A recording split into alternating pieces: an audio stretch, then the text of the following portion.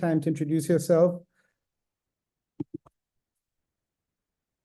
I guess everybody is shy or everybody has been already represented. Greetings. There we go. Yeah, I'm Duken. I'm a non-Kiwani. Well, very much welcome, Duken. And what brought you here to the meeting this evening?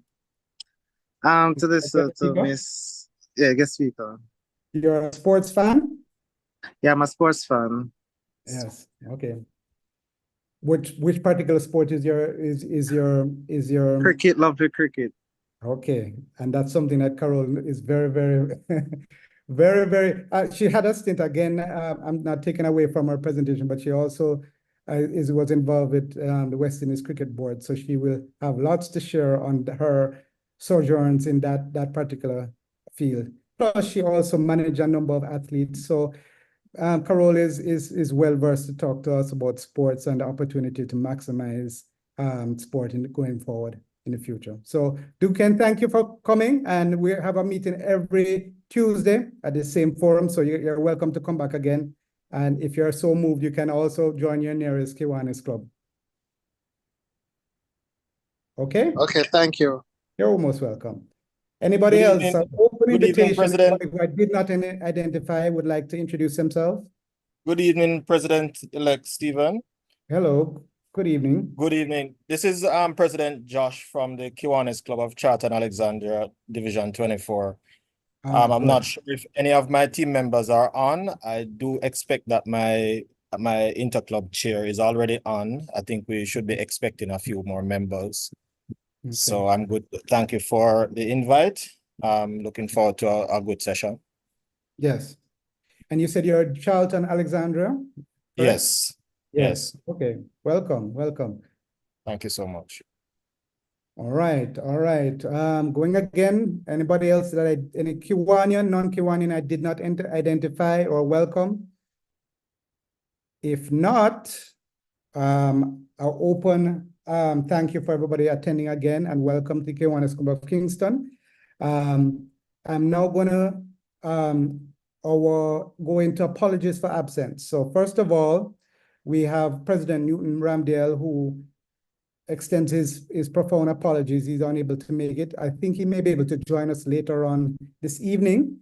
But for now, he has another commitment that he can't get out of. So hence I'm sitting in for him. We also have apologies for absence from Secretary William Reeson. And also, let me double check my list of persons who apologize. I think DP Stan Dunwell, as well as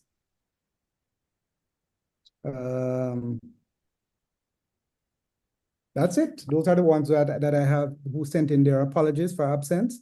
But I notice we're now at 48 persons, so I know there's a number of Kiwanians, both from Kingston and other clubs that are joining us. So welcome to everybody. Lots of DPs and lots of presidents and lots of chairmen, and welcome to you all. I see President Ashana. I don't know if you did an introduction earlier, but welcome to you and everybody else. Have I covered everybody? You can respond in the chat. All right, let's move on. That was apologies for absence. I also have my duty to share with you, as we do most times, Kiwanians and their spouses who have birthdays at this time. Actually, for this week, that is April 16th to the 23rd, we have mainly wives of the Kiwanians who are celebrating birthdays. And as you all know, wives or partners are significant because the amount of time that you have to spend with various Kiwanian projects, you have to have a supportive wife or husband to help you in your Kiwanis activities. So for this week, Kiwanian Michael Archer's wife, Deborah, celebrates her birthday on the 16th. So happy birthday, that's today. So happy birthday to her. On the 17th, DP Charles Sims, not sure if I see DP Charles in here, his wife, Georgia, celebrates her birthday on the 17th, that's tomorrow. So Charles, make sure that you buy your gift and you remember your wife's birthday tomorrow. On the 19th, Kiwanian Clovis Metcalf, his wife, Hermine, celebrates her birthday.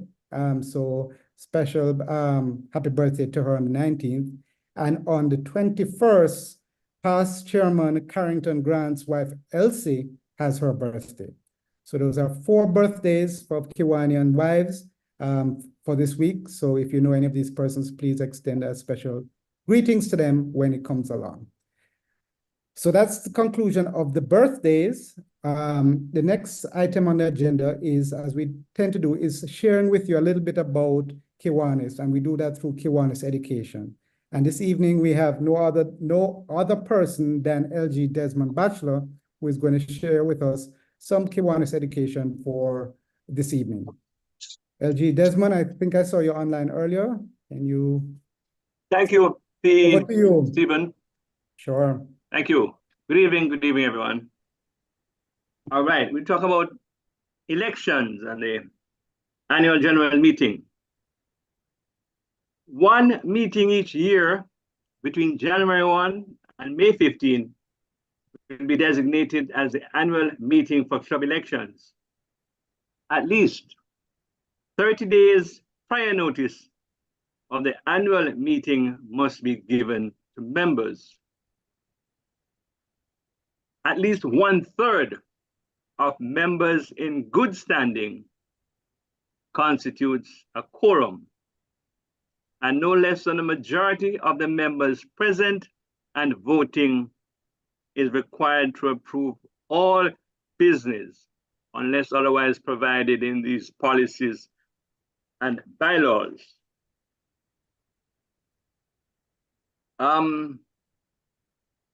In each officer and director must be a member in good standing. And so for the nomination and for the various positions as nominees, they must be in good standing with the club. Any qualified consenting member may be nominated either in advance or from the floor according to club policy. The immediate past president is the most recent president willing and able to serve. The secretary may be either appointed or elected as provided in the club policy. All other officers and directors, including the secretary, unless he's appointed, will be elected at the club's annual meeting by a majority vote, following a process provided in the club policy. And finally, the president, immediate past president, president-elect, treasurer, secretary, and vice president will serve for 1 year or more, and this really depends on the club policy. So that's it for Kiwanis education, PE, Stephen. Thank you. Thank you, LG Desmond. Very timely, especially Kiwanis Club of Kingston is going to have their AGM in May, May 16th, I believe. I think it's May 7th. Oh, yeah, May 7th. My apologies. So, yes. So it's very, very relevant to all the Kiwanis Club of Kingston members. So, without further ado, I know a lot of you are here not to hear me go on and on, but more to hear our guest speaker and what she has to share with us this evening. And I'm going to ask our very reliable DP, Stuart Spencer, to do the introduction and of our guest speaker. So over to you, DP Stuart. Thank you, P. Stephen. Fellow Kiwanians and guests, good evening to you all. I was trying to put on another video on one of my devices, but I heard a little sound which would be disturbing. So I'm gonna not use that one and just use the mic that I have on already. It sounded like a fan. Sorry, not to cut you, DP Stuart. It sounded like a fan. So maybe it was just if you turn off the fan. All right. Yeah, that's possible. 1 second.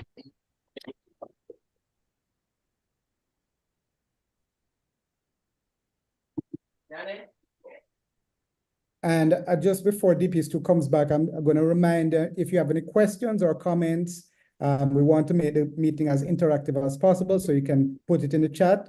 And especially questions that you may have for Ms. Beckford, and we'll answer it at the end of our presentation. Or you may be, or you can speak to her directly, whichever is convenient for you. Yes, DP Stewart, hearing you loud and clear. No background noises. Yeah. Okay. I just need to make sure I don't have on two mics. Please just Yeah. Two let me mics are correct on. that. Are hearing a Yeah. slight delay. Yeah, that's right. Overlap.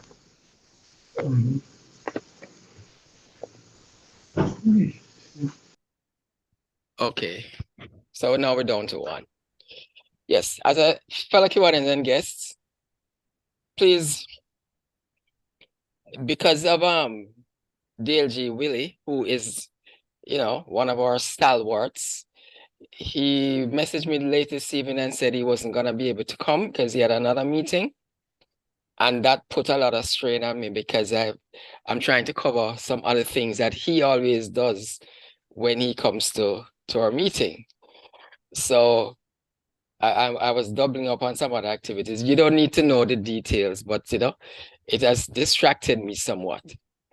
Anyway, we're here to listen to a special person. You know, she didn't send me very much information on her bio. And I typically, I know this is what I can expect sometimes from, you know, persons like CAROLE. You know, they don't want to hire a long, flowery introductions.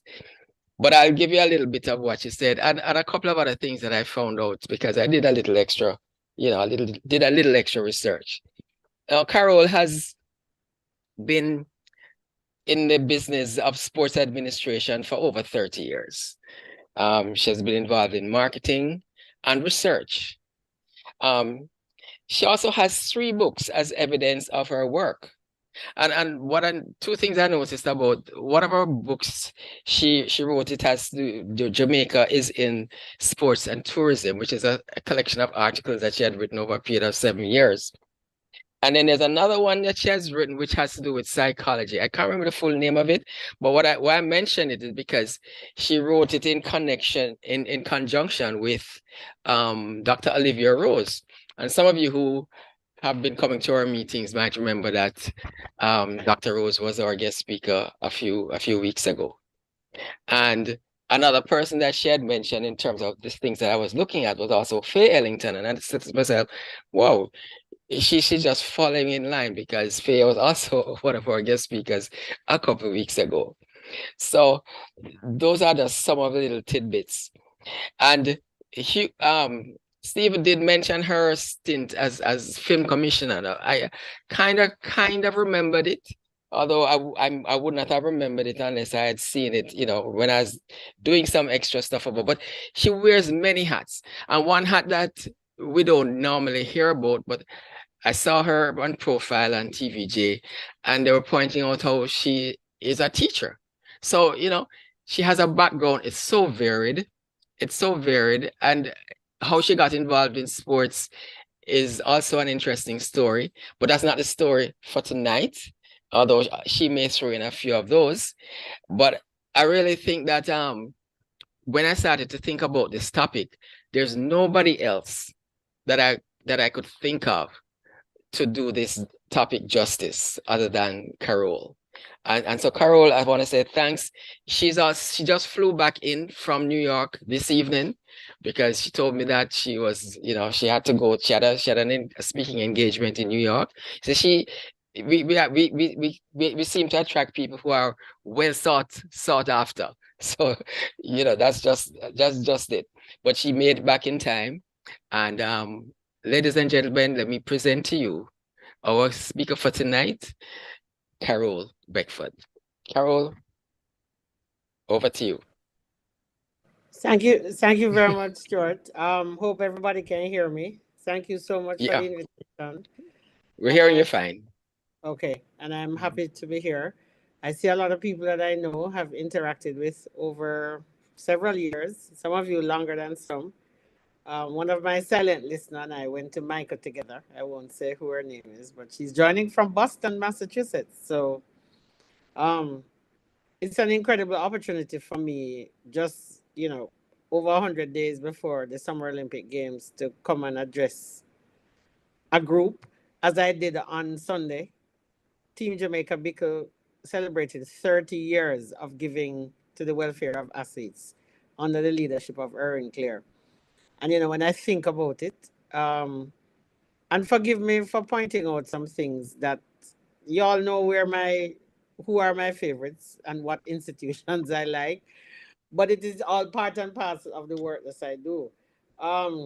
The pen relays this year is going to be special, going to be different. It's going to be 60 years that Jamaica has been going, and it's the 128th year.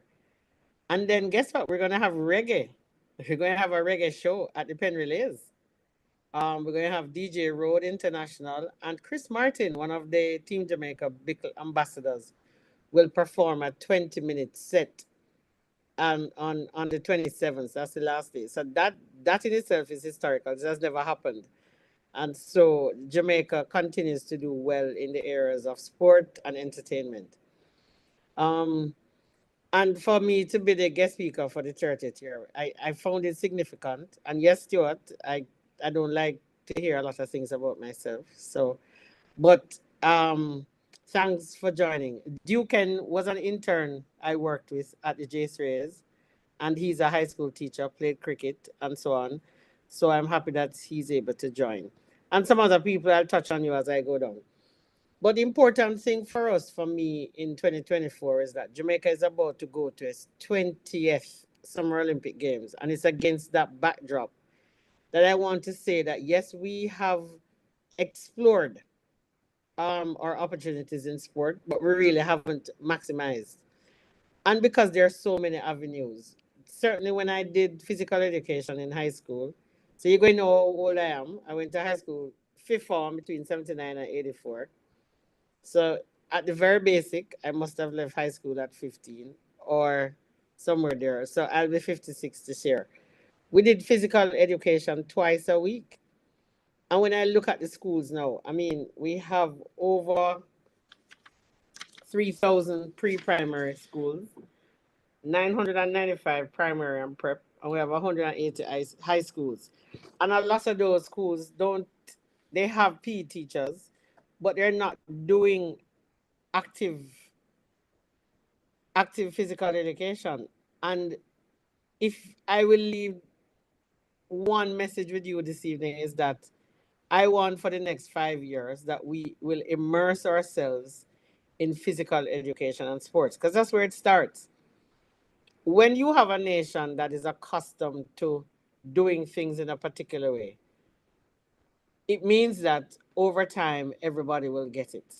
And I go back to social development, I go back to local government, 286 communities, 14 parishes, 3 counties. That is how you participate, and then you come to the national level. So think about it, when you look at the communities across the island, if in every community there is a primary and a high school, and if the population grows enough, we really should have a free space that is available for us to participate. So back in the days, we had community centers. So people would go to their schools, they would play at the park on the weekends, and if you're good enough, you met the parish team, then you met the regional team, and then you come to Kingston. So it should be something that you want to aim to reach. And so we have to structure ourselves in a way that we grow into a culture of sport. Right now, we don't, because we have been so spoiled. You imagine this is the country going to the Olympics for the first time in 1948. We weren't even an independent nation, and we winning gold medal. Arthur Wint won the first time Jamaica entered the Olympics to win a gold medal. And Herb missed a second gold medal by, So, and over time in 19 Olympics, we have 88 medals, 87 of which is from track and field. And I'm sure I probably could give away a prize in the group. Which other sport has the other medal at the Olympic Games? You can put it in the chat, and the first person to answer, I'll give you a signed copy of the last book that Stuart mentioned. And so, if after 76 years, going into 80 years, non-track and field is the other medal. If after 76 years, going into the 80th year, that we can probably get 11 medals. And I'm not even trying to predict anything here, because let me tell you, Paris is going to be one hell of a Summer Olympic Games. And it means that some kind of structure has been put in place. But because the business of sport has grown so rapidly and expanded so widely, I think there's a lot more that Jamaica can get. You know, we're close to $1 trillion. All right, so Aubrey and Garfield, okay. We're close to $1 trillion for the global value, right? And we have a number of sports, and I took the time to write them down because I don't want to make any mistakes. And they're in no particular order, right? Football, cricket, track and field, basketball, swimming, netball, tennis. And for football, you know, it's girls and male and female, track and field, cycling, badminton, curling. We're playing curling now, you know, we're doing curling. I don't know if it's playing or doing, but we're participating. And so everywhere in Jamaica, I have the gentleman who heads the lacrosse group. He works in Nantucket. Anybody know where that is?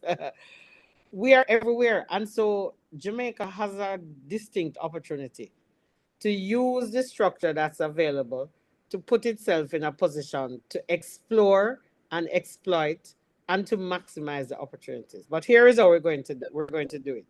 For every high school, for every primary school that has more than 400 children, they need at least 3 PE teachers. I'm giving the Ministry of Education a break because I know that they say 604 PE teachers, but I'm saying 400 teachers, 400 students, 3 PE teachers. When they get to the high school, 6 PE teachers. Over the period from 0 to 10, they should do physical education for at least 70 minutes a week. And when you go to high school, 100 minutes a week, you're in school for only 36 weeks. That's the least you can do. Because when I talk to the doctors now, the non-communicable diseases, they're having serious problems. Young men and women are showing up in the medical facilities with high blood pressure and obesity and all them other things and so on. There are a number of things that are happening. And I think with a nation that exercises together will win gold medals together. I mean, you know, we can create any kind of slogan out of that. But to be honest, I think based on our history, we can do something over the next 5 to 10 years to carry on the mantle. So I tell all my students when I lecture, you don't have to be the athlete to make it in the business of sport. I mean, I played volleyball. I got a scholarship to go to Mercy College in New York in 1995, and I have my degrees because of that. I opted to come back and to work in the island to do nation building. I could have gotten, Turkey had offered a professional contract, and I'm like, no, do I want to go to Turkey? No. Not everybody wants to be a pro. And so I've come back, I've developed skill sets. I am a publicist, I'm a film producer, I do a number of things. And I can work until 70, 80. The athletes can only compete maximum. I mean, Merlin Ottey is an enigma. And I think Leon Fraser Price in some instance. Don Corey was also. They have shelf lives of 15 years. And now they're matriculated much better. So they're able to make that transition after life. But the business of sport is so that you can work for somebody, an elite athlete, and have a consistent career that spans over 40, 50 years. Think about the masseurs, the masseuses, the physical therapists, the coaches.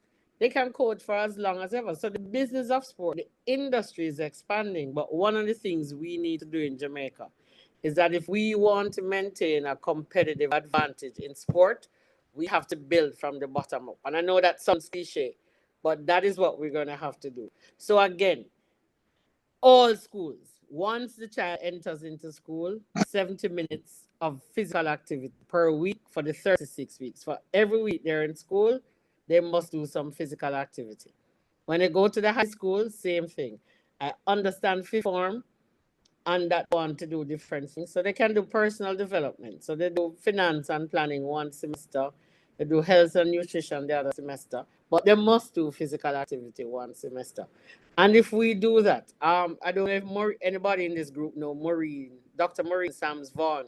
She has done extensive research on children and how children react to being put in environment. And I'm telling you, Maureen has those templates. We can do that and assess that. And in 5 to 10 years, you'd be amazed at the kind of support and how we build our industry. So one full recommendation, we need to immerse ourselves into physical activity. Ministry of Health has a Jamaica Moves problem. There are over 27,000 physical education teachers out there. Some of them have jobs because some schools have them. And so, but there are a lot of them who are teaching math, they're teaching science, they're teaching Spanish. And I would prefer if they come back to their specialized area. We can fix. So the second recommendation, readjust Jamaica Moves, because the people in the communities need guidance into how they move around. I remember when Emancipation Park was being considered, how we went on, and some people behave badly, it's a waste of money and thing. I've been over park. I go to the park every now and again, and sometimes I can barely walk because people are over there. We need more green spaces. So that's the third recommendation.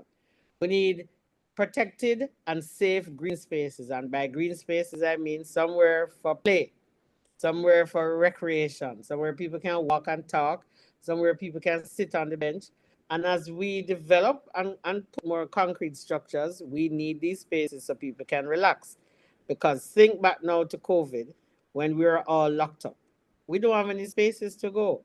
And I'm not knocking the construction industry. I mean, it's something I've said publicly. Those of you who follow me will hear me say these things. Every apartment building we put up must have free space. They must plant back the palm trees, go up to the forestry department and get the big palm, because that is what makes a healthy society. Somewhere where people can have access to what we call sport for all or recreation. People must have green spaces. The other thing is, we must protect our environment. So we need to recycle. We need to do things like composting. And we need to know how to feed ourselves. One of the things that we have just let go of, our import bill is way too high. Jamaica's soil type is probably one of the most arable around in this part of the region. I lived in Antigua for 4 years. They hardly plant anything down there. They import everything from Dhaka. Now we have arable lands in Jamaica. Why are we not feeding ourselves better? So our agricultural practices need to be more in keeping with modern day technology so we can feed ourselves. Because I'm telling you, with all of the climate change and so on, we're going to need to protect our food. Food security is going to be a big issue. And I'm saying the things that we're importing are not necessarily the best thing for our health. So, what I got now, Stephen, I'm saying resume and immerse ourselves in physical education in school, um, adjust or restructure Jamaica Moves, uh, find access to more green spaces. There are lots of land. The Ministry of Land has a land bank, or the National Land Agency has a land bank. We only need probably 25,000 square footage of place to put down some things where people can sit, walk, talk to each other, and so on. And we need to have better environmental practices, because one of the things that I guarantee you in 5 to 10 years, our health bill will surpass our import bill because people are not being active. There are just some basic things that we need to do that we're not doing. And so while it is about sport, it is about the mindset that we have to change to support our industry. So I'll take you a little bit into the business. I could estimate that it costs 120,000 US dollars a year to move a young cricketer from Headley or Sunlight Cup to West Indies.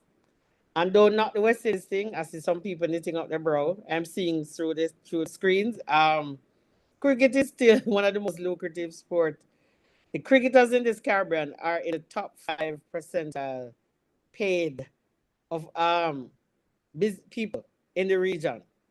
In other words, the top 5 paid people includes a cricketer, possibly a footballer, and some of our track and field athletes. But what I like to see now is that the track and field is expanding and they're forcing the hands of track and field to dig deeper into the kitty. World Athletics has said they're paying gold medalists Olympics. I disagree with the plan. I think they should pay all medalists. But it is a start. And so for me, it means that a sport that we're the best at is now getting some attention. The football team needs to make the 2026 Olympics. That's the men. They need to make the team to the World Cup for 2026. Because if we don't do it this time, when the football goes away to other territories, it's going to be so much harder. And we now have over 400 professional athletes, male and female, into clubs across the world. The women have gone to 2 World Cup back to back. That's a separate meeting. I'm not even going to touch the women's football. But the men's football, if they don't make it to this World Cup that's coming up, we're going to be in serious problems with our football. Because what is going to happen is that pretty much like T20 cricket and what's happening with the West Indies, if we don't turn the proverbial corner, is that we're going to have professional athletes who can combine into a team. So infrastructurally now, as a region, not just Jamaica, because we're already ahead of them, but we need to bring everybody on. We need to ensure that our venues are in place that we can host major events. We have not hosted enough events, and that's a massive economic earner. We need to have venues like New Zealand that are compact, that can host media, and that it is modern technology, modern media facilities, great seating, and all the parks, the green spaces that you hear me talk about. People can sit and they can broadcast. We need to be creative because 3 million people living in Jamaica and probably 5 other outside. We never will have enough money to sustain our athletes. So we have to attract markets from outside. We are already attracting markets from outside. And so we need to be creative. So champs, even with a bigger stadium, it's still only 40,000 people that going hold. Where the rest of the people them going come from? So simulcast the meet. You sit down in the park in a mobile and watch. Simulcast the thing. People down in Maypen can sit in the park, go down to Vernon Field and watch. And so we have to sit as a group. We need to have a think tank where we say, listen, we have a marketer, a planner, a financier, an attorney, and just some young people, just some new minds, and say, listen, for the next 5 to 10 years, this is how we're going to work. We have 2024, we have 6 years left from Vision 2030. We still have some time to really change that guard and to see how we maximize. So, I mean, I could go on and on, but I'm thinking that it's time now for us to have some interactions, but just to see how structurally, so we use the education system to manifest our goals by immersing ourselves into physical education and sport. And by the way, music too. Music is not in a lot of schools. And that is what is getting us our notoriety. You know. Bob Marley, One Love, has been in cinemas, across the world from February 14th. And let me tell you, I have friends all over the world, and them text me and them say, listen, they still can't get tickets to go because people are still going. And I just saw where 5 of the brothers going to tour come September in honor of their dad. And then Sidela just announced that there's going to be Hope Road in Vegas. So what Paramount, that $70 million that Paramount has invested in Jamaica, employing 400 Jamaicans directly in Jamaica and over 2,000 people globally. Let me tell you something. When I watch it, and you all have cable and thing at home. Every time, sometimes you hear the One Love, you almost think it's the music that's coming on. I just came back from New York. Posters are everywhere. It's in every theater. It's now streaming on Paramount Plus, and every time it's about Jamaica. And they're using the clip talk with Bob talking about Jamaica. So Jamaica is on the tip of everybody's lips. And so we have to just secure ourselves in a structured way to really maximize. And I'm saying we can do it. We can collaborate, don't compete. We must collaborate. We're a small developing economy, and I'm sounding like a politician now. Well, yes, I want my own ministry, and I will say that publicly. Sports deserves its own ministry, and if we're going to immerse ourselves like that, we must have our own ministry. But in the meantime, in between time, we will take the $1.7 billion that's allocated, and we will work with what we have. Build capacity of our administrators, build capacity of our teachers, and then push ourselves to say over the next 5 to 10 years, this cohort of people that will be from 4 to whatever, 4 to 20, will be the next set of leaders. And I'm saying, you employ a well-oiled athlete who has done well on the field or on the track after they have retired, and you get one of your greatest employees because one, them know dedication, they know commitment, and they know how to be resilient, right? And they know how to get results. And so it has to be a mindset. So we have to immerse ourselves. I hope I've been able to whet your appetite, and I'm open to questions. Thank you, Carol. Um, we're gonna open it to questions, of course, just now. But I want to just throw something into the mix. I heard, I think it was Lolo Watts a couple of nights ago on sports TV, lamenting the fact that he has not been able to, for the J3A Invitational, the Jamaica International Invitational. I don't remember exactly how they're styling the meet, but that same one, saying that he's not getting any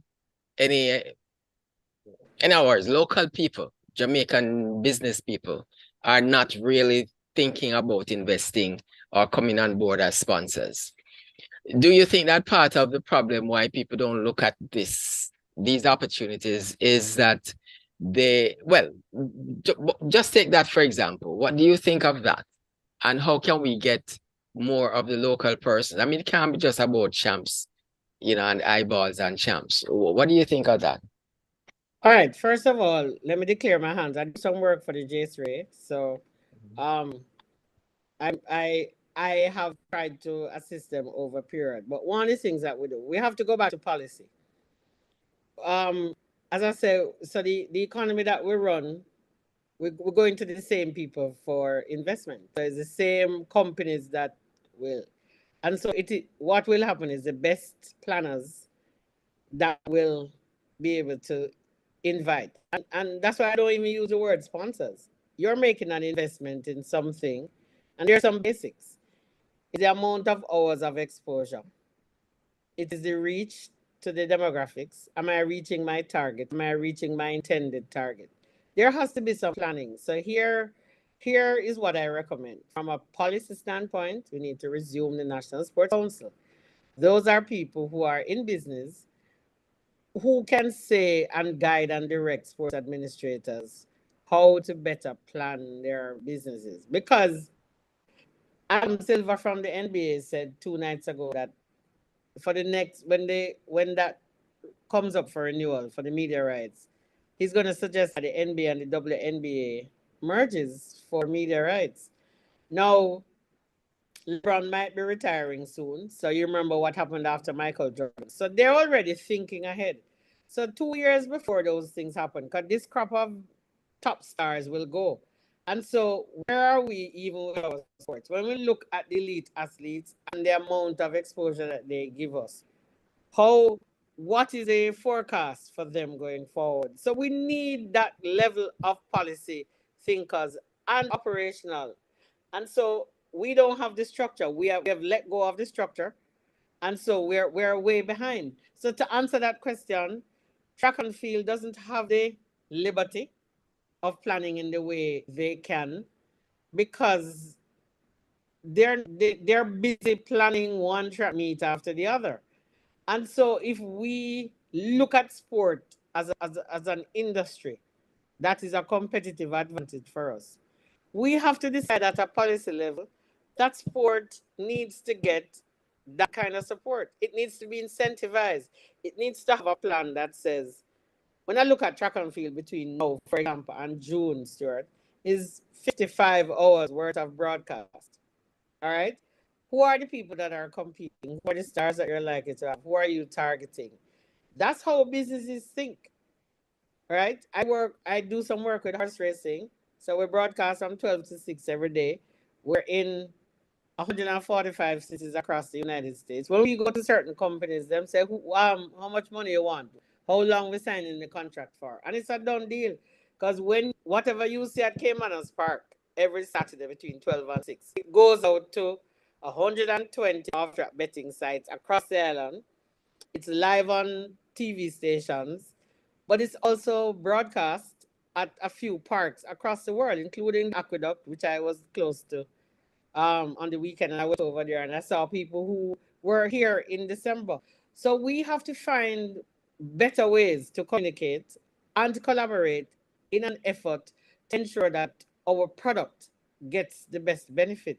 So J-Trays need to plan better. That's the short answer. Okay, I'm not seeing any hands up in the chat, but I'm sure a lot of you must have some things that you want to either put on the table or, issues that you want to raise. Or So Aubrey and Garfield are the winners. They got cycling. David Weller won bronze in Moscow in the 80s. That's the only other Olympic medal. Yeah. Yes, David Weller. Marcel's hand is up. DP Marcel, go ahead. Yeah, thank you, Stuart. Good night. Good night, my lady. It's so good to have you. Listen, I'm listening to you outlining the way forward. And in fact, what we should have been doing. There's a Ministry of Sports and a Minister of Sports. The first thing that came to me, have you had, or you must have had at some point, right?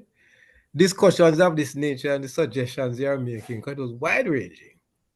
Have you had? That's my first question. And what has been the response? Because it just seems to me is the way to go. All right. So there's some, let me tell you, and because I'm learning patience, and I'm not saying this frivolously, a project that I recommended probably just over a decade ago is about to come to fruition. But I never stopped. I just did other things around it. GC Foster is about to has signed a MOU to coach probably almost 800 track and field coaches in the United States with Centenary University. When I looked at the sign-up list last week, I don't know how they're going to manage because, so yes, we have spoken and these things take time, but our modus operandi in Jamaica is that it has to be policy driven. And I mean, I'm not saying this in any way, but unless we find a godfather that has some extra money that can really push behind it, then it takes the cycle, the wheel. Yes. Put in context, it took UWI 40 years to get a faculty of sports. Yeah. So, all right. So just think about that and put that in context. And we have a few advocates out there. And so I used to get upset. I used to cuss, some of you know. But it's coming to fruition and I'm happy around to see it. That's all I can say. Yeah, I get it and I get that. But the thing is, we not seem to be learning as we go along, because having taken 40 years for UWI, and I understand what you're saying, right? Seeing what that has come to, should be telling persons who are already thinking that, hey, let us do what we're doing in 5 years. Because what you just mentioned a while ago, with just Marley is super special, right? But what we are getting from a Bob Marley alone, right, tells us what sports and entertainment, and you said it earlier on, right? Those two go hand in hand, right? What that can do. To me, it should be an easy sell. I am really flabbergasted that they don't buy into it. No, but all right. Think of Marcel. We still live in our country that people think that sports is run up and down, or the singers a jump up and down on stage. Don't let me take you down that road because Yeah. I danced on ring ding, and only because my family was a family of teachers. While I had other friends who grandmother said this wine never gonna wind up on the stage. So Yeah. just think about that.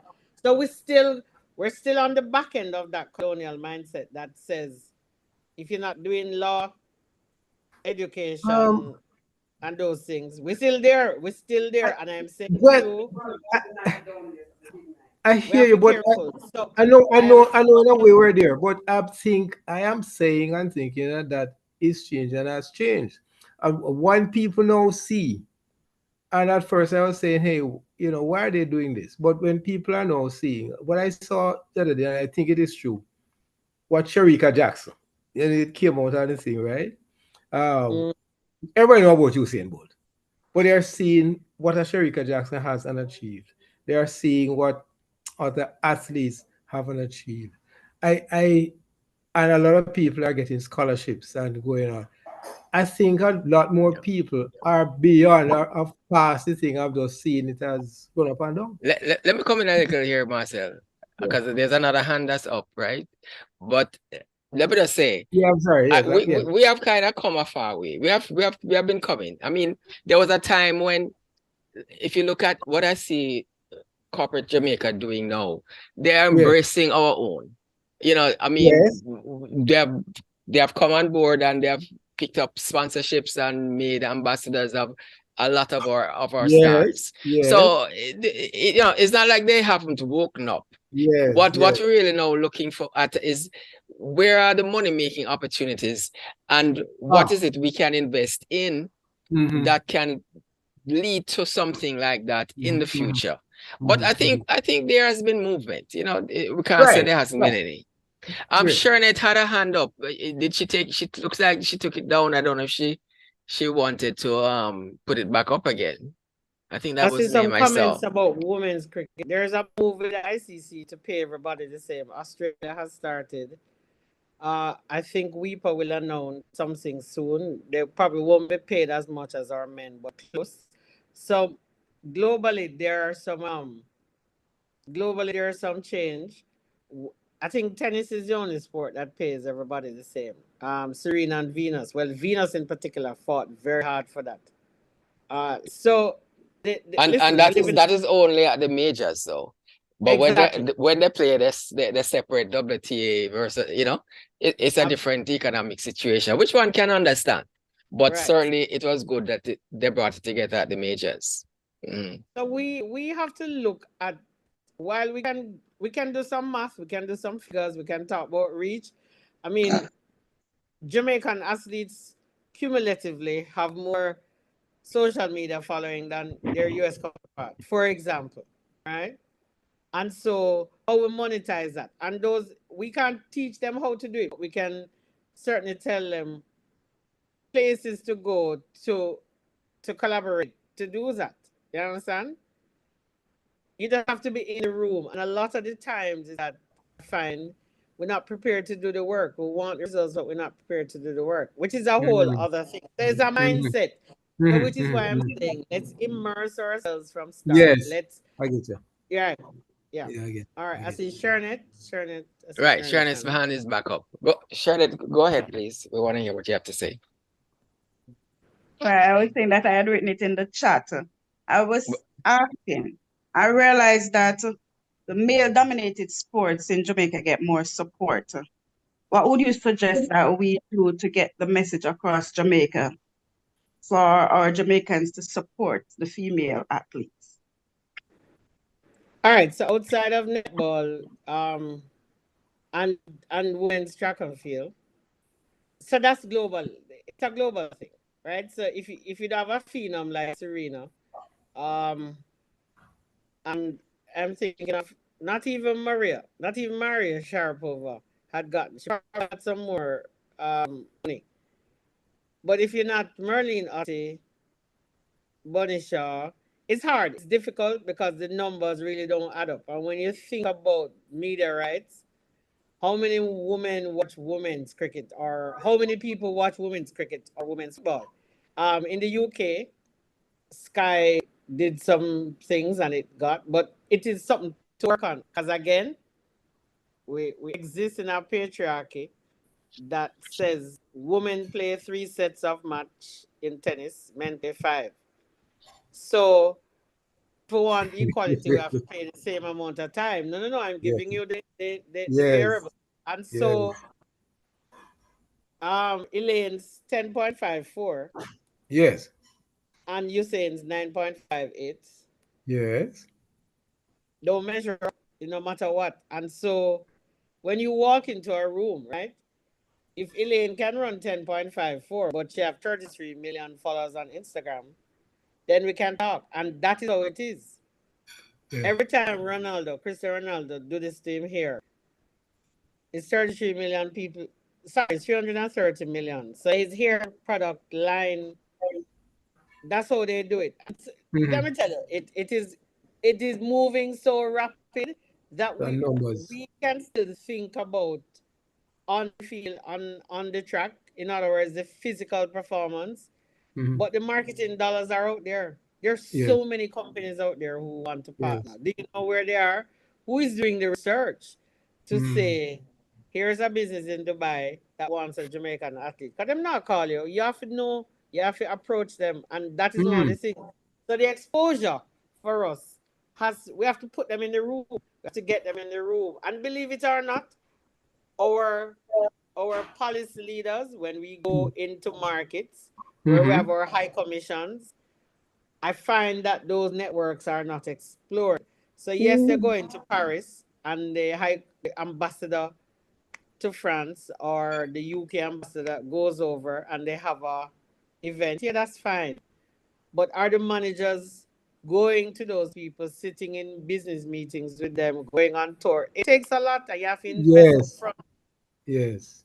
And so we can't sit here and feel entitled that, yeah, because we are run 10.5 Yes.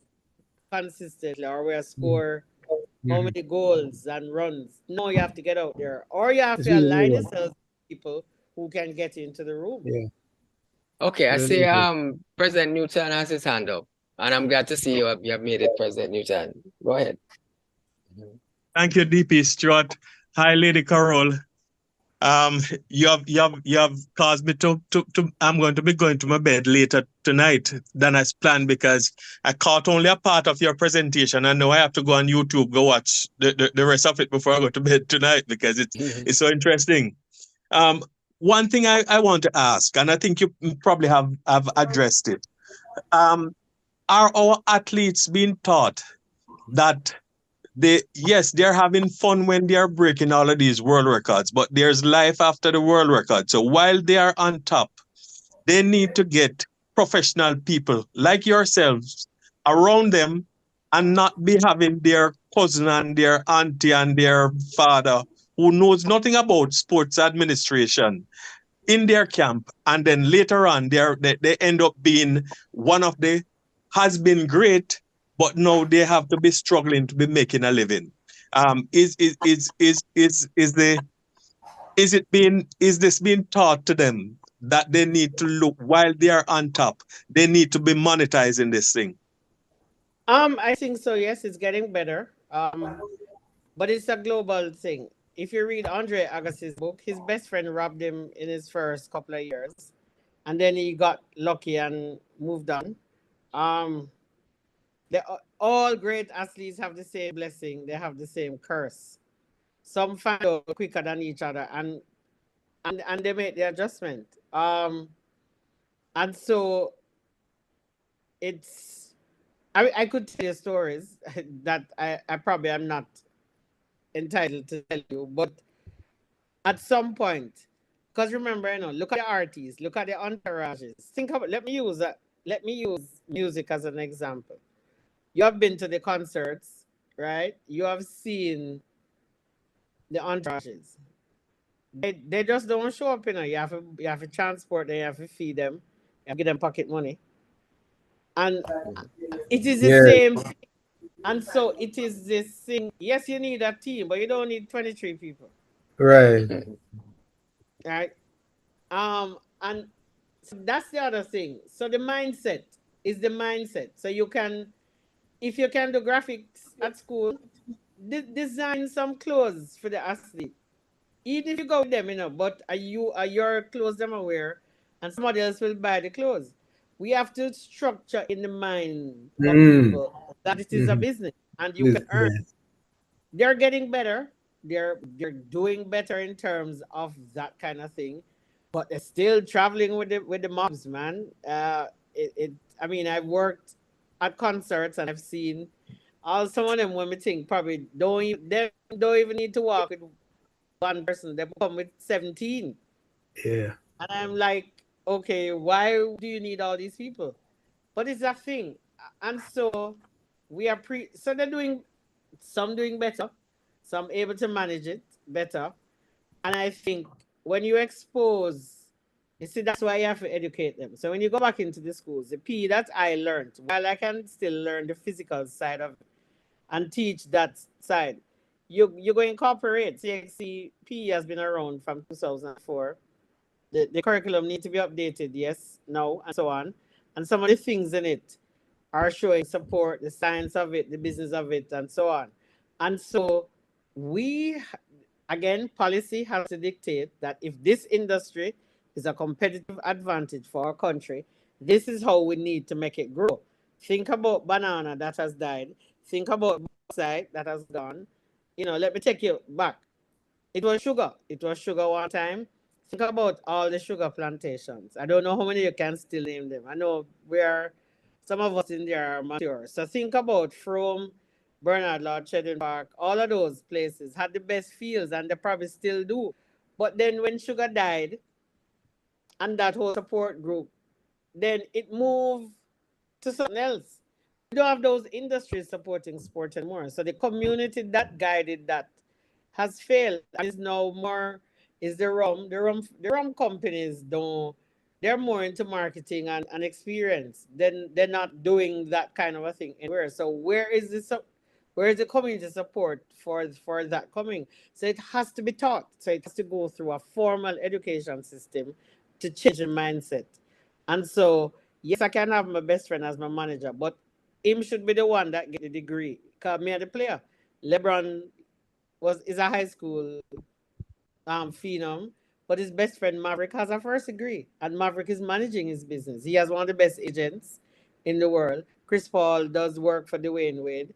You understand? So I am the player, I'm the elite person, but I must employ people who are good at what they do and can get me into the room, get me the business, so we all can get paid.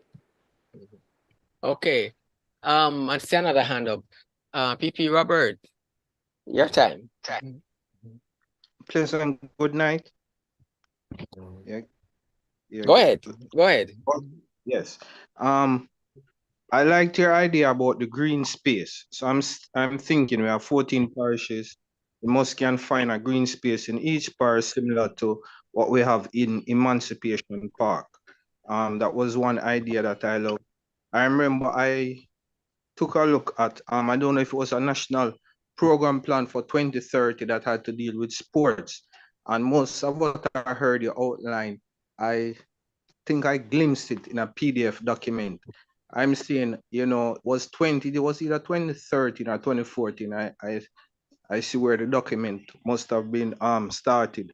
Wonder how that has not been, we have not heard more of that, because you have mentioned it that structure, which I always say this way, is that, take for instance, favorite sport that I love, football. You have a club, and a club has admin staff, they have the club, they have the fields, and they have the structure in place. But I've noticed in Jamaica that the Premier League that we have out there, I see where they have tied it with the rights.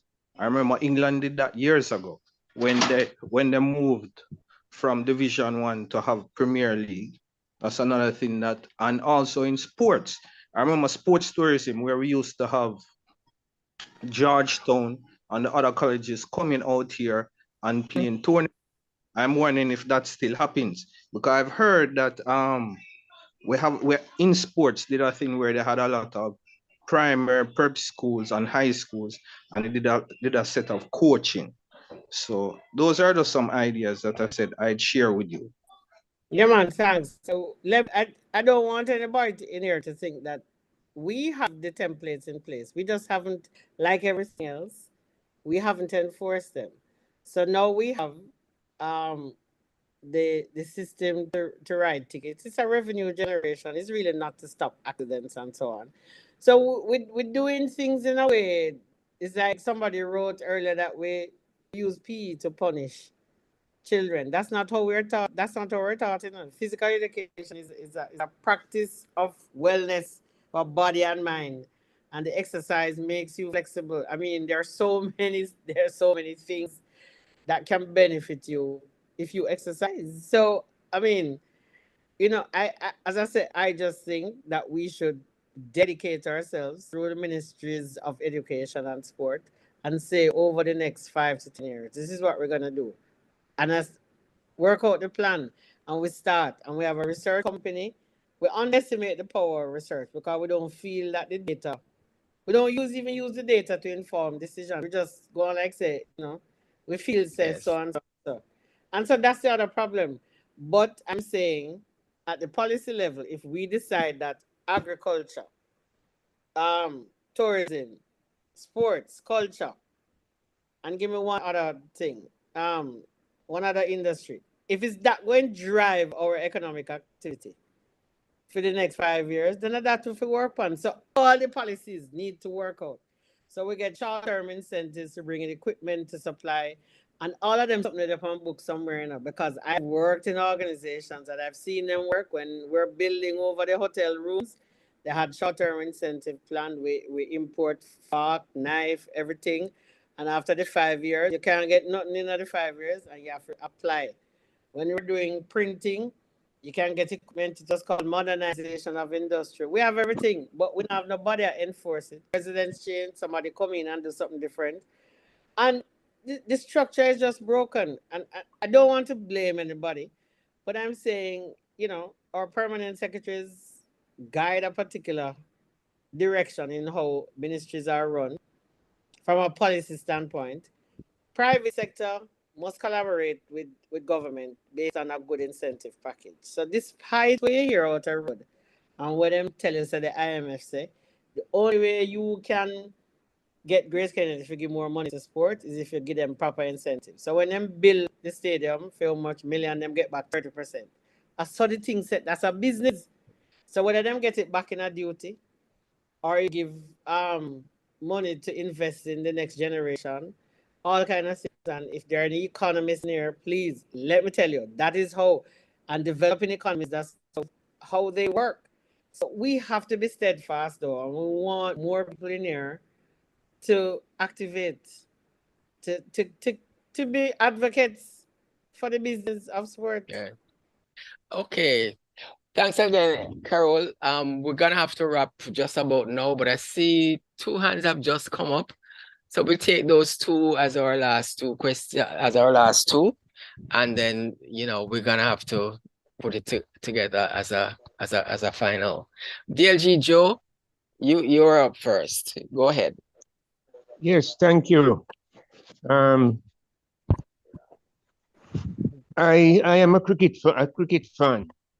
And I remember in my young days, Sabina Park was one of the talk of the world for cricket. Oh dear.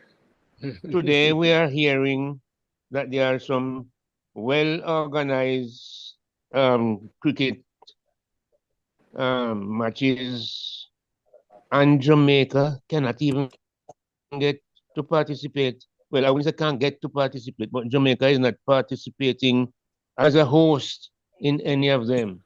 What is happening to cricket in Jamaica? All right, we never bid for the World T20, so we don't get any of those packages. But we have warm-up matches. South Africa is actually coming here in May for 3 warm-up matches. And we had the trophy tour. We shot the video. We're still benefiting. So that's a quick answer. And I think somebody's coming here in the summer. So that is something that I've spoken openly about. I thought we should have bid. So, but we're getting stuff. We're going there. I think the cycle is restarting. There are some young unspirited people, and I use young frivolous. There are some people out there who have seen the benefit of sports, who are coming back on board. And I think that people are starting to listen to us. You see, it's been 30 years, and the cycle has changed. So we're getting there. I mean, I was impatient, but I'm seeing some light. Just to answer Garfield's question, sport in this thing has to be led by policy, but it has to be a collaborative effort, and I'm seeing some signs of those efforts. PSOJ now has a sport and entertainment committee, which is first. Mona School of Business has a team that's working on some research, and the UE UTEC, GC Foster, Michael have faculties of sports. So there's some improvements that are going on. Okay. Thank you very And much. thank you, DLG Joe. And we have one more, DLG Walter. Your time.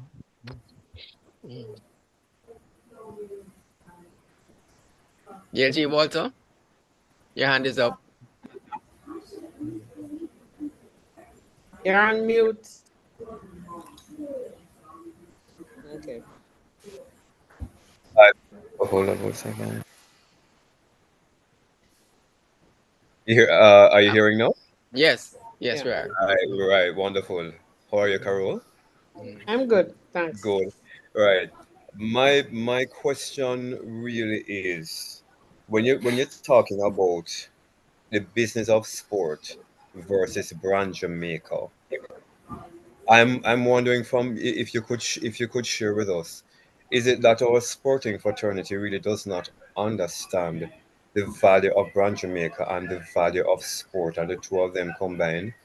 Because I find it very, very interesting but difficult to believe that a So, country without sorry, a- what? Sorry, yeah? DLG Walter. You have a radio on in the background or TV? It's Mm, coming. mm, it's coming. No, I'm not. Are you hearing me a little better now? No, I'm hearing you, but I'm hearing a background noise, and you are the only other mic. Unless it's somebody else. Is that a little better now? Yes, I think it's got. No, I'm still hearing it. Maybe it's not you. If you don't have on a TV, then go ahead. Maybe No. I'll just try and mute somebody else.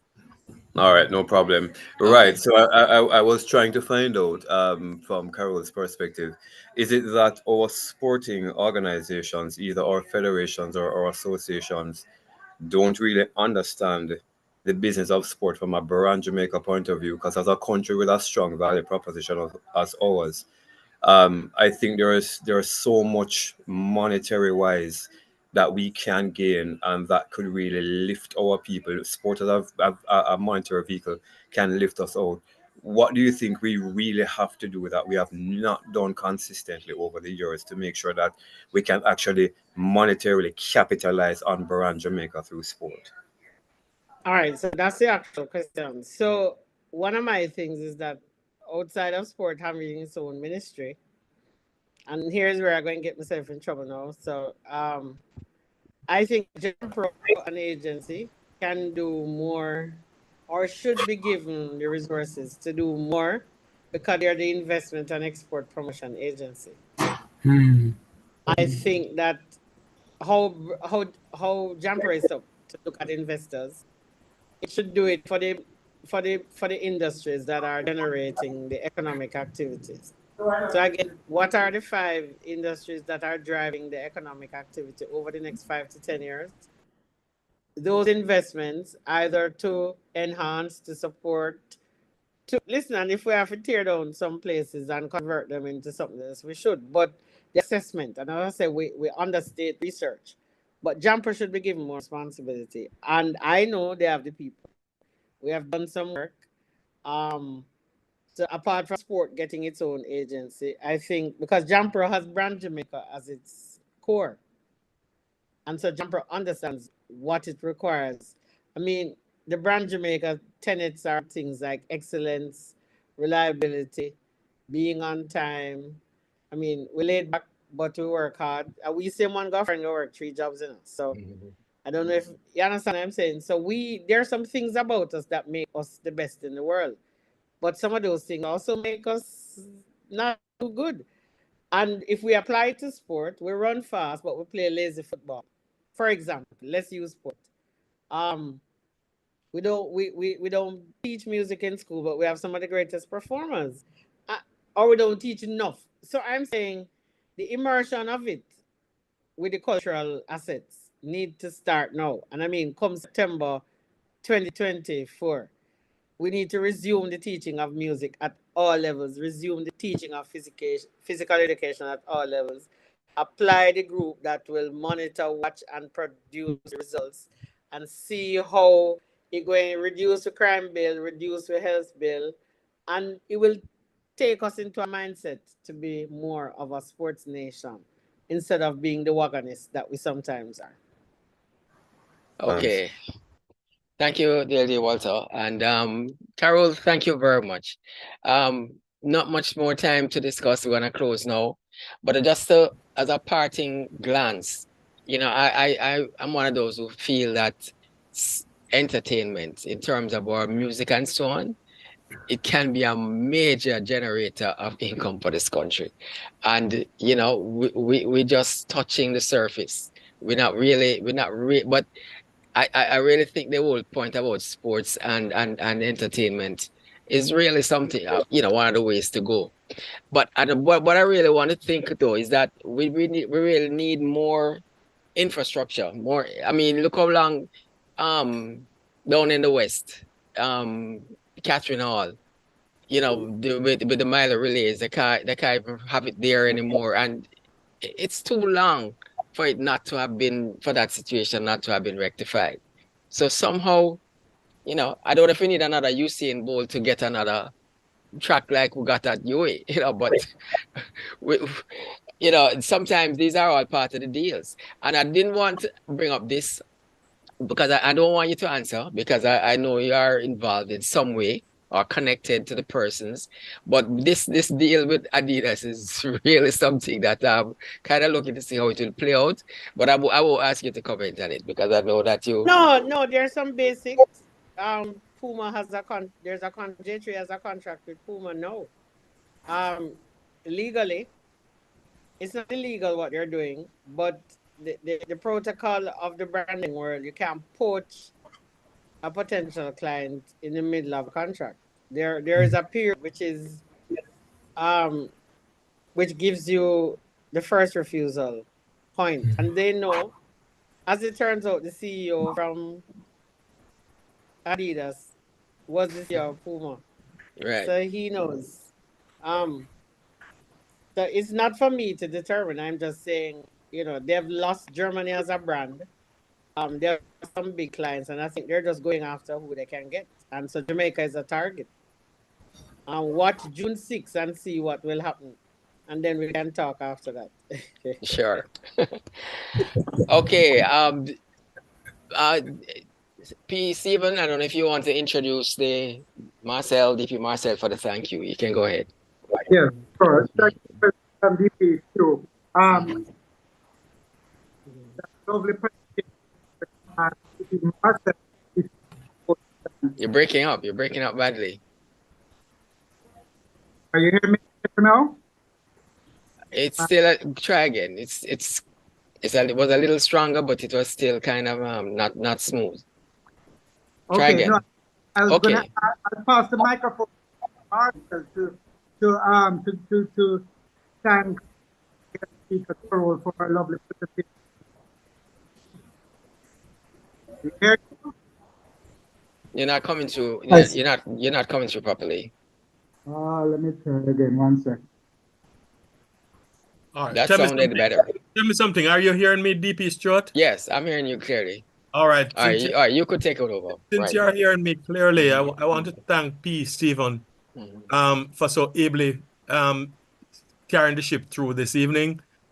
Since he has hit some choppy waters with his internet connections now, I will give some assistance. So at this point, as I said, I caught the presentation a bit late, but it was great.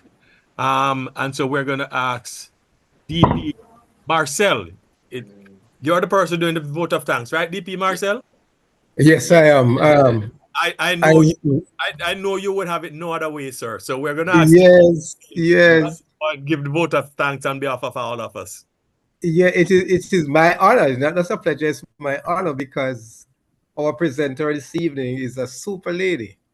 And Lady CAROLE, we really appreciate. Well, everybody knows that. I mean, I'm just endorsing and repeating what is known. But seriously, first of all, to say that we know it's a global village, the world now, but you just came in from the United States, from New York, and came to us and did such a wonderful, fascinating as a presentation. And I'm saying that because we looked at the topic, but your presentation and the way you approach it was so wide-ranging, and your depth of knowledge, which you glance sometime, but obviously it's in your head. All that information that you outlaid. And what was really good was you could contextualize it and touch on the areas in the Jamaican situation, the Jamaican economy, the Jamaican perspective, and really put it together as a package that to show how, as a business and seeing sport in a much deeper and wider way to benefit the individual, the community, the country, and how it really is the way to go.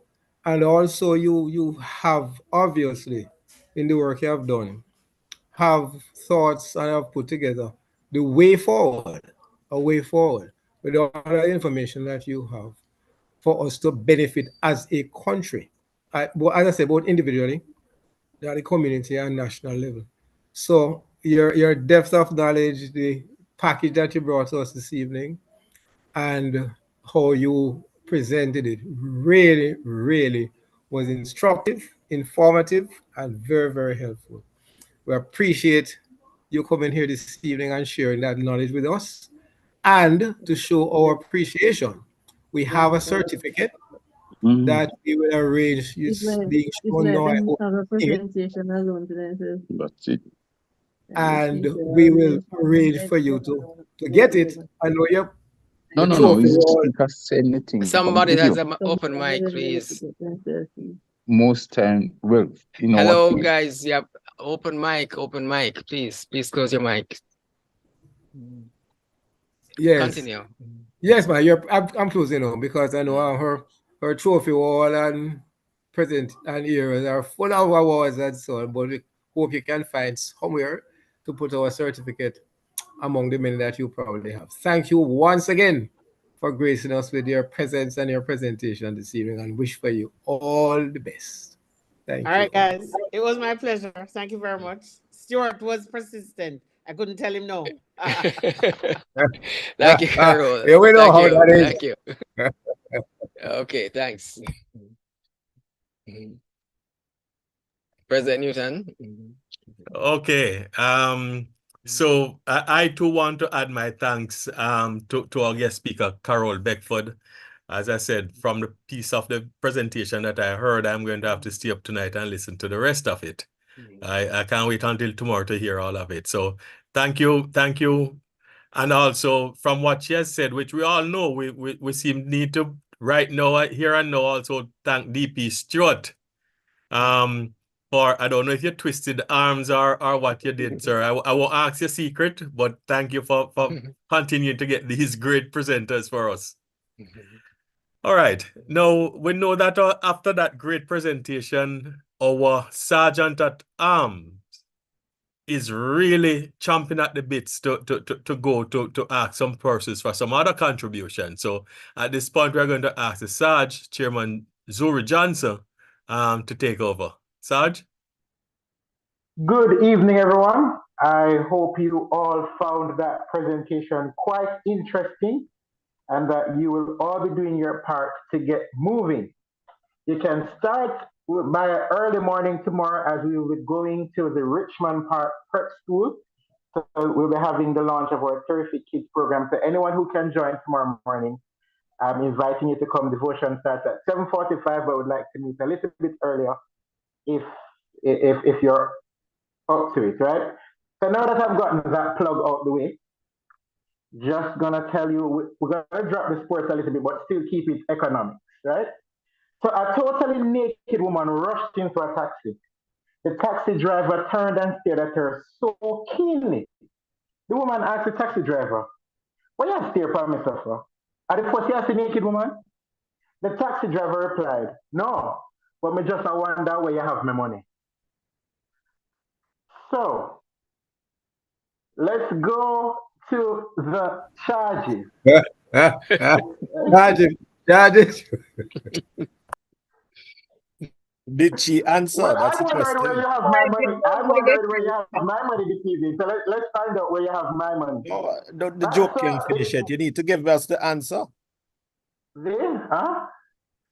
No, I'll leave that one to your creative imagination. I don't have any of that. All right, so because you don't have any of that, I think you should pay. Whether you're visiting or not, I think you should pay. I don't think so either. See, I don't get creativity. My creativity doesn't extend that far. Oh, all right. So the director of our Builders Club made a really grave error by giving us a school that we don't have. So they referred to the Agley Park Preparatory Schools Builders Club, and we don't really sponsor that school. But because the director also serves as the Sarge, he's going to employ what he calls a scapegoat Sarge charge. And that scapegoat charge is either going to be for DP Chris and Chairman Andrew, $500 each. PE Stephen, for your break-in transmission, which the president referred to as choppy waters, $500. And DP Stu, for watching the break and not stepping in immediately to save, $500 as well. Have a great evening, everyone. Thank you, Sarge. You you have me worried about next year already, and we're not even halfway through the year yet. All right. Now we are going to have notices and announcements, interclubbing opportunities with DLG William Riso. I don't think Willie's here. Oh, he's not on? No. Okay. All right. Hello, President Newton. I'm back I'm in some calm waters now, so I'm hoping you can hear me clearly. I can hear you loud and clear, and I kind of suspect that DLG Willie has deputized you for his announcements. I do have some announcements that I can share, but thank you for taking over like a good relay runner in the spirit of sports.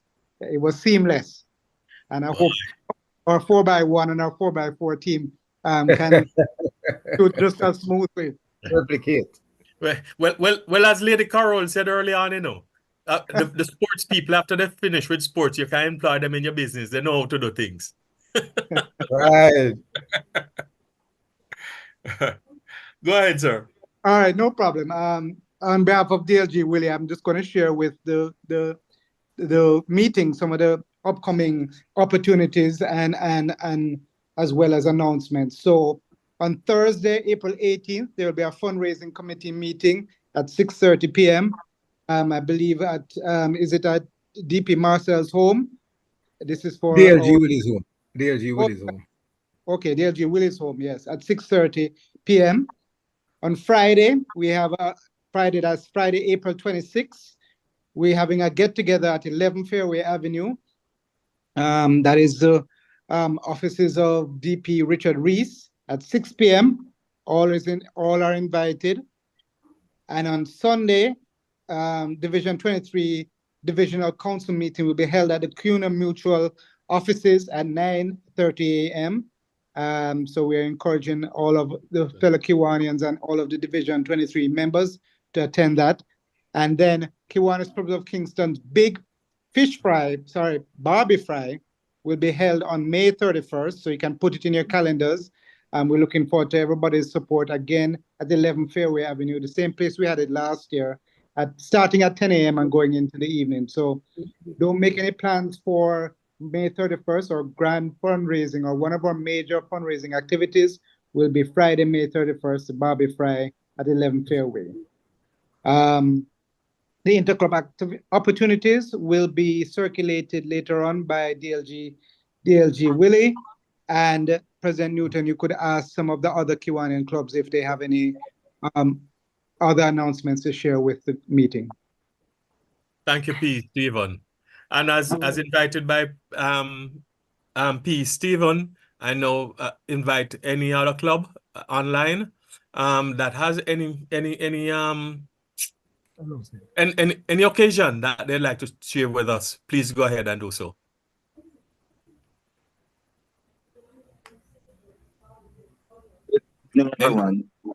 Go ahead, Mr. Robinson. P.E. Garfield from EKPR. We're inviting everyone to our Easter Fete or Easter Fete. That will be on the 27th of April at the Footprints Cafe. Cost is $1,500, and come over to have a good time with us. You know, EKPR, when we party hard. DJ Cooley will be the DJ of the night, and we have all experienced DJ Cooley as he spins the ones and twos. So, you know, tickets can be had from myself or President Paul or any other member of EKPR. Just reach out to us and we will get your tickets. All right. So that's April 27th. Looking out for everyone. Thank you. Thank you for that announcement, and I encourage everyone who is online, grab a friend and go over. I'm pretty sure you will have a good time. Any other announcements? No? Okay. Well, since we have no other announcements, then we will move back to DP Marcel Boyce with our thought for the week. Thank you, Prez. And as is customary, we have the King's English and then the Jamaican version. Do the best you can until you know better. Then when you know better, do better.